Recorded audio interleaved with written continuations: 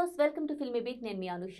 Power star Pawan Kalyan నటించిన OG చిత్రం మరో వారం రోజుల్లో ప్రేక్షకుల ముందుకు రానుంది. రన్ రాజా రన్, సాహో చిత్రాలతో పేరు తెచ్చుకున్న సుజీత్ దర్శకత్వం వహించిన ఈ చిత్రాన్ని డివివి ఎంటర్టైన్మెంట్స్ బ్యానర్ పై డివివి దానయ్య ఎంతో ప్రతిష్టాత్మకంగా నిర్మించారు. తాజాగా ఈ చిత్రానికి సెన్సార్ బోర్డు U/A సర్టిఫికెట్ జారీ చేసింది. మేకర్స్ విజ్ఞప్తి మేరకు ఆంధ్రప్రదేశ్ ప్రభుత్వం ఓజీ బెనిఫిట్ షోకి కొన్ని రోజుల పాటు టికెట్ ధరలు పెంచుకునేందుకు అనుమతి ఇస్తూ బుధవారం జీవో జారీ చేసింది. ఈ నెల 24న రాత్రి 1 గంటకు ప్రదర్శించే బెనిఫిట్ షో టికెట్ ధర ₹1000 జీఎస్టీతో కలిపి అమ్ముకునేందుకు అనుమతినిచ్చింది.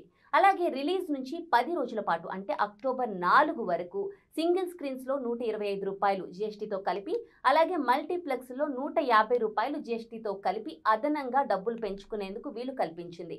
ఏపీ ప్రభుత్వ నిర్ణయంపై డివివి ఎంటర్టైన్మెంట్స్ బ్యానర్ ఏపీ ప్రభుత్వానికి, అలాగే డిప్యూటీ సీఎం పవన్ కళ్యాణ్ కు, సినిమాటోగ్రఫీ మంత్రి కందుల దుర్గేష్ కు ధన్యవాదాలు తెలిపింది.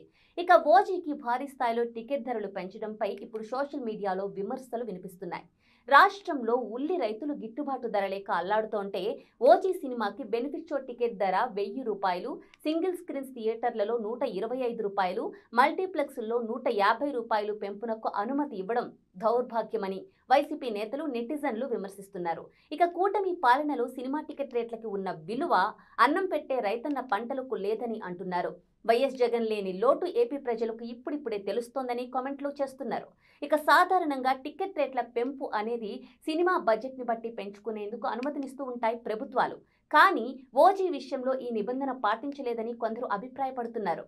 పుష్ప 2, గేమ్ చేంజర్, కల్కి సినిమాల బడ్జెట్ ఎక్కువ కాబట్టి భారీగా ధరలు పెంచడంలో అర్థం ఉందని, కానీ మినిమం బడ్జెట్తో తెరకెక్కిన ఓజీకి ఈ స్థాయిలో టికెట్ రేట్లు పెంచడం వెనుక పవన్ కళ్యాణ్ అధికార దుర్వినియోగానికి పాల్పడ్డారని కొందరు విమర్శిస్తున్నారు.